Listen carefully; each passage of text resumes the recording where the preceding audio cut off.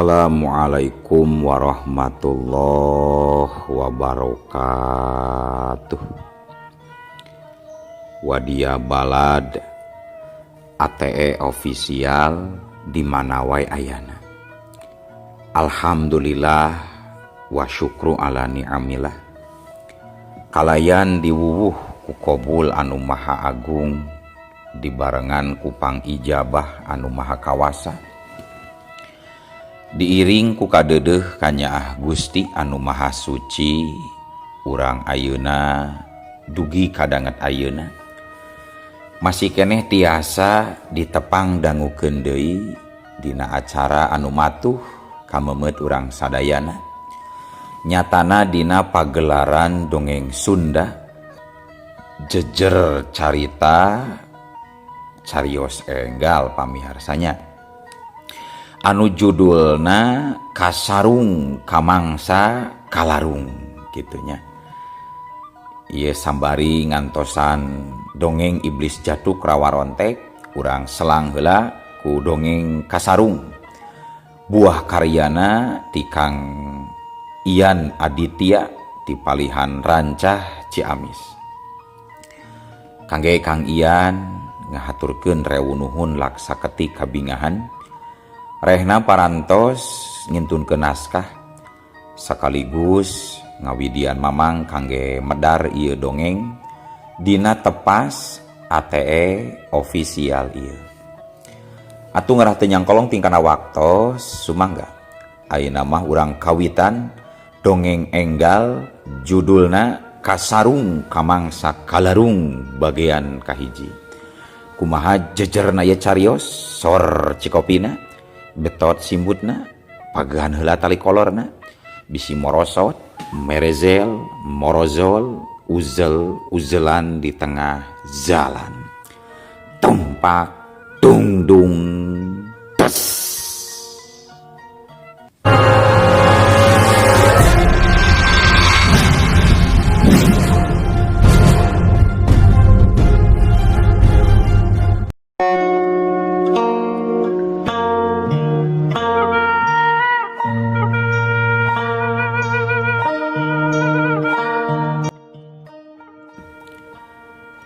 Para wargi sadayana peuting geus robah, kiwari jadi pinuh kureang ku sora gerem, cungkrang anu lungkawing jero tur ganasna jalur pamancatan gunung geus ngajadikeun saurang nonoman anu ngaranna Andika jadi korban sabab murang kana cungkrang anu lungkawing. Ayeuna awakna geus ambles kana taneuh. Andika geus teu bisa hojah deui najan ngusahakeun sateka polah nguatkeun diri sangkan bisa kaluar tina amblesna taneuh. Tapi tetep usaha jeung ikhtiarna can ngabuahkeun hasil.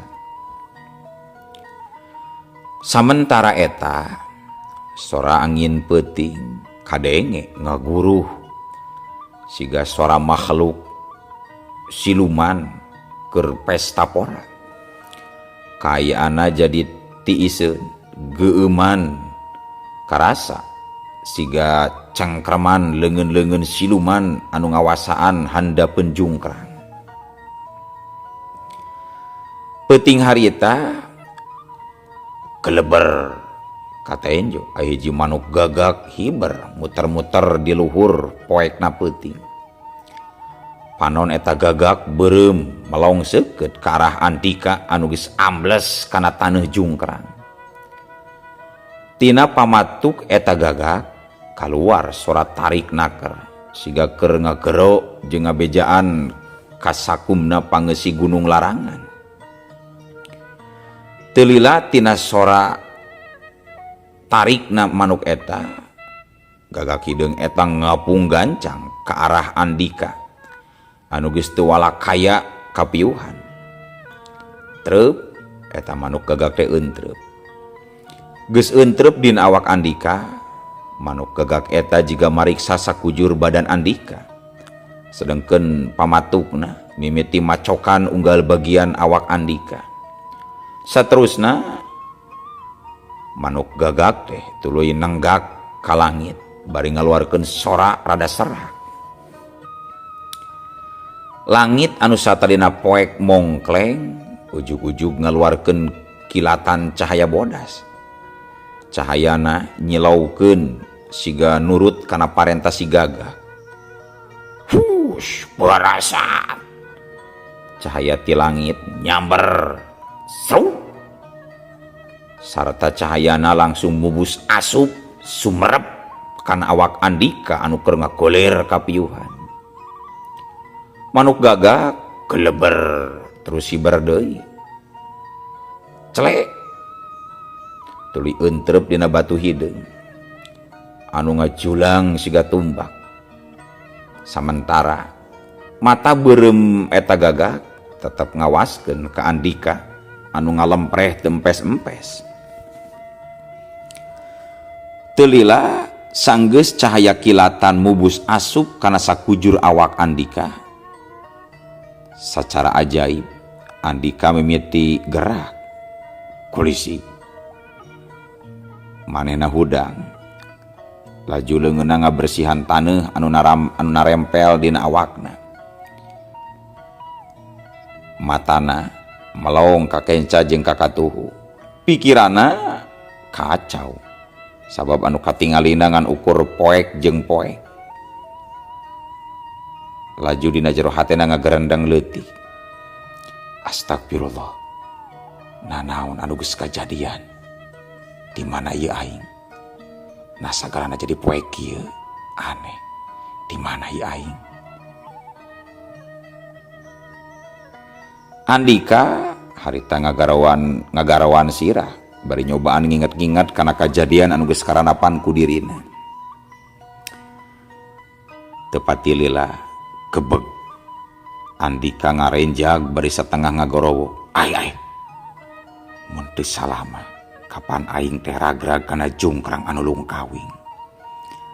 Boa-boa aing geus palastra. Nah benar gitu. Ieu aing keur aya dalam kubur ayeuna. Duh Gusti.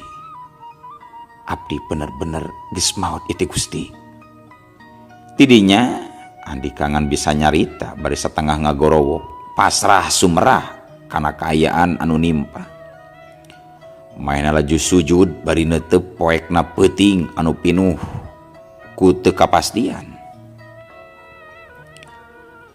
Dina kaayaan kitu ujug-ujug kadenge sora guludug meni ngageleger tarik. Berasat. Kilat bodas ti langit nyamber-nyamber nembus kana poek narohangan. Taneuh disabudeureun eta jungkrang karasa ngageter hebat jiga aya lini. Atuh gebeg Andika jadi kaget. Jajantungna ratug tutunggulan mahena ruas liwati saking. Teu nyaho kudu kumaha pipetaeun. Ya Allah Gusti, hampura abdi Gusti. Hampura abdi Gusti. Andika meh ngajerit deui nalika barasatan kilat bodas nyamber kana awakna ngegulung sarta nyedot manehna dibawa kana hiji liang aneh anu kabentuk ku kakuatan eta cahaya. Berasat war. Katempo awak Andika muter ke bawah kaseret ku kilatan cahaya bodas. Sora ngageleger kadenge kacida tarikna nalika Andika kapecelengkeun kana dunya anu kacida asingna pikeun dirina. Blug. Andika ragrag pisan pas di hareupeun hiji panto gerbang anu ngacungkiring jangkung tur tohaga. Muragna Andika ka eta patempatan ngagenjleungkeun para prajurit anu keur jaraga. Salah saurang di antarana langsung nyepak Andika anu masih kene ngagoler. Puk. Celeng. Awak Andika menceleng katukan. Sarta bruk murag deui. Eta prajurit srep laju nincak kana dada Andika sarta ngarahkeun tumbakna kana beuheungna bari ngancam. He, manusia kurang ajar. Di mana asal maneh deuleu? Sigana maneh lain urang dieu sia. Saha Andika? Cek eta prajurit bari sumengir ganas naker. Andika teu bisa ngalawan ngan ukur nahan kanyeri. Kadenge prajurit eta ngagorowok deui. Ngadon jempes ya. Rasakeun sia. Maneh bakal paeh ayeuna. Ya! Cek eta prajurit bari ngamangkeun tumbakna rek dipake notog kana dada Andika. Nalika ujung tombak rek geuna pisan notog kana dada Andika ujug-ujug. Duka ti mana datangna keleber. Manuk gagak ngakeleber hiber gancang pisan. Dibarung ku sorana anu serak. Dina waktu nu sarua pucung hul. Harita mucung hul. Hiji cirim siga kalangkang make jubah hideung nyerang ka prajurit anu meh wae rek nobroskeun kana dada Andika. Hus, plak-plak, kubrak aduh. Sakali serang, prajurit eta langsung binasa. Jirim bayangan eta harita nangtung pancuh di hareupeun pantok gerbang anu gede. Ngajadikeun prajurit nu sajana malundur sabaraha lengkah. Buka gerbang, buka.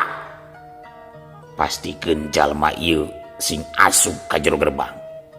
Lamun teu, anjeun sakabe bakal binasa deuleu. Gancang buka. Cek eta jirim serak tapi mata kageterkeun kana jiwa-jiwa prajurit anu keur jaraga di gerbang.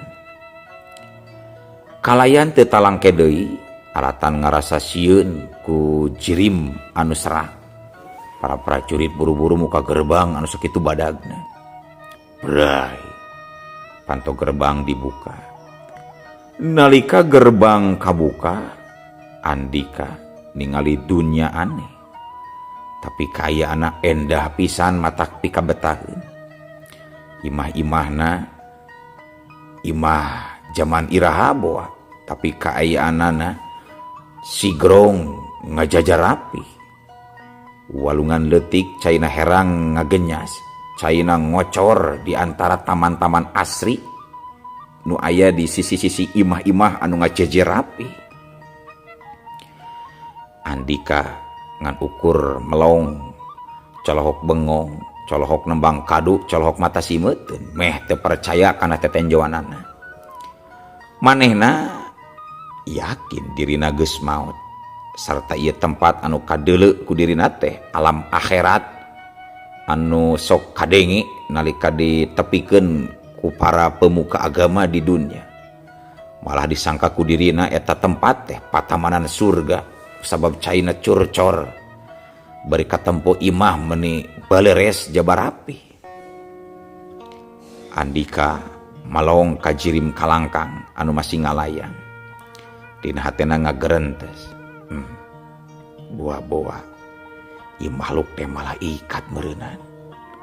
Sabot ke ngagerentes kitu, jirim kalangkang eta nyarita sorana angger serak. Hei jajaka, sub gancang asup. Engke di jero bakal aya anu mapageun. Turutkeun we parentahna engke nu mapageun.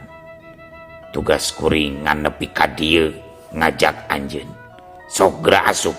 Kula geus moal bisa nganteur anjeun ka jero. Sup geura asup.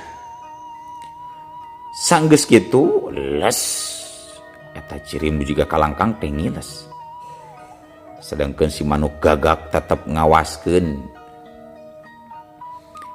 Atuh kunian harita Andika ngunian hudang laju ngalengkahkeun sukuna sup asup kana jero gerbang. Andika leumpang maksakeun najan sieun. Saterusna nalika lengkahna karek oge 3 itungan kadenge sora kuda datang barang red dilieu Andika kacida ngagebegna nalika nenjo hiji kareta kuda kalawan kusirna make baju bodas muru nyamperkeun ka dirina. Nonoman gancang naik gancang lamun teu naik ayeuna Andika bakal binasa di ieu tempat gancang naik cek si kusir ngaburu-buru titah naik ka Andika. Andika kaget jeung sieun tapi teu boga pilihan deui manehna ceklak we naik kana kareta kancana. Sanggeus Andika anjeujleuk dina kareta kancana harita kusir kuda narik tali les kuda atuh eta kuda teh mending ngahiem tarik bari bretek teh lompat kabeh wetan bari ngakusur kareta anu mawa kusir jeung Andika.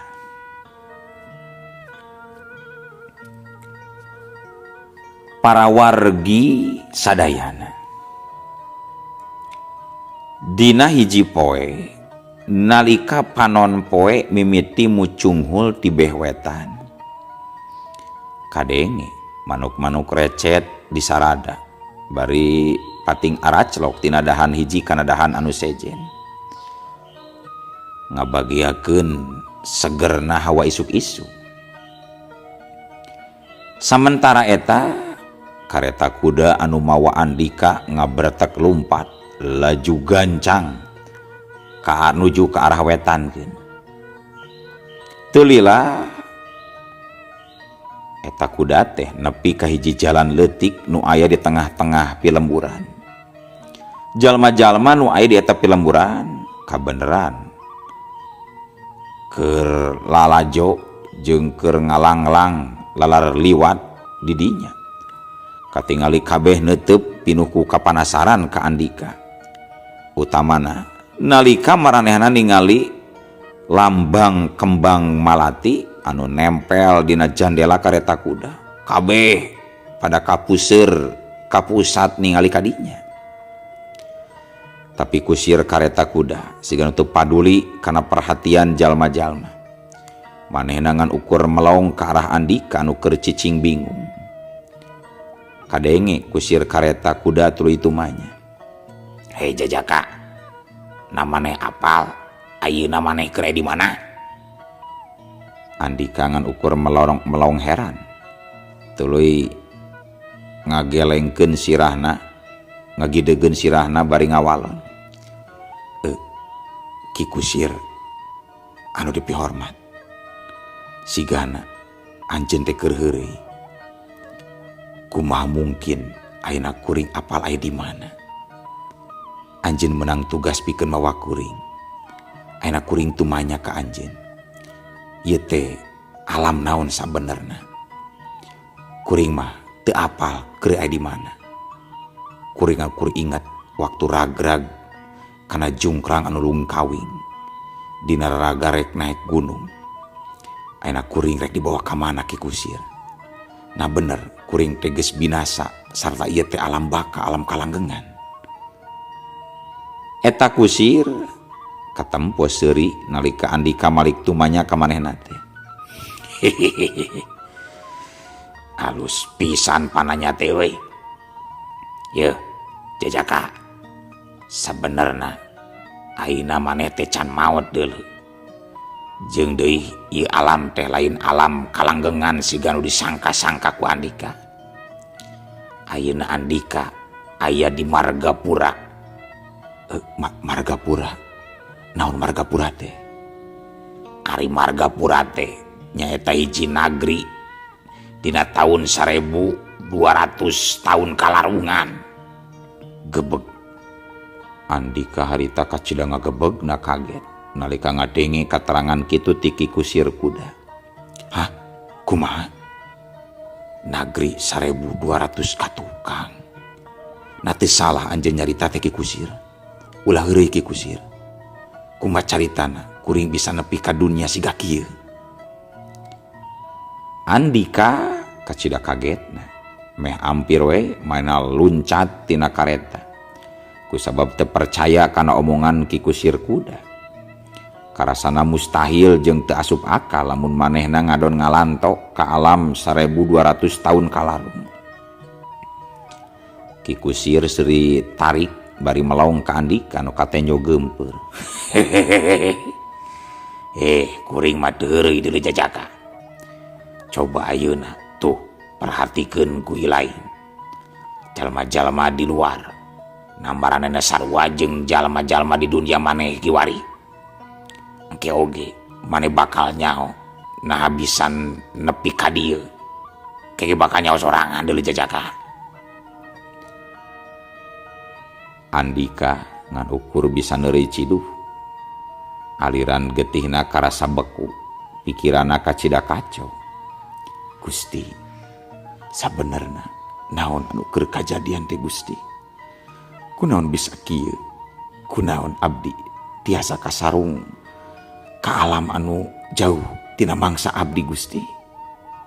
Cek Andika ngagarendang leutik, bari ngagarowan sirahna nepi ka buukna jadi acak-acakan. Teu lila nalika kareta kuda sub-asup kana kahiji leuweung awi.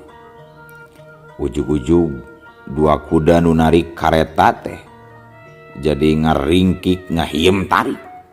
Suku-sukuna nepi ka ngajungjung ka hareup meh ampir nangtung.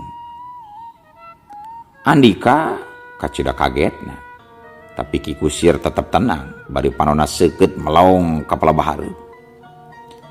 Dina waktu nu sarua geleber dua kalangkang hideung katingali ngabelesat gancang pisan motong jalan kareta kuda. Teu saukur kitu, dua kalangkang eta tuluy ngalupaskeun dua dudukuy cetok dipake narajang ka Ki Kusir. Belesat hus. Kalawan gerakan anu enteng Ki Kusir nganyentakeun sukuna tuluy ngalayang pikeun nyingkahan serangan dua dudukuy cetok. Hiu belesat. Dua dudukuy cetok teh ngan ukur nabrak hateup kareta nepi ka ruksak jadi sabaraha bagian. Sementara Andika kabanting alatan pangaruh tanaga jero anu kacida kuatna ti dua urang cuba hideung anu nyerang tadi. Blung! Awak Andika murag nabrak taneuh. Aduh! Andika ngagorowok nyeri bari jeung sieun. Aduh, naon ieu? Aduh, ieu mah gelo. Aduh. Siga dina film wae aing diserang adadaki. Aduh. Cek Andika bari muringis nahan ka nyeri. Sanajan seranganna gagal, dua kalangkang hideung teu eureun-eureun nyerang. Maranehna nyerang deui kalawan make jurus-jurus andalanana. Hus. Jurus demi jurus dilancarkeun ti sagala arah. Ki Kusir ngagorowok, kurang ajar. Saran jenduan wani ngahalangan jeung nyerang ngaganggu lalampahan kuring deuleu. Rasakeun akibatna sia. Hiu terak hus. Kalawan hiji gerakan Ki Kusir ngaluarkeun jurus mautna. Tenggeulana ngalabrak kana dada dua musuhna. Dua kalangkang hideung teh kabanting. Blung.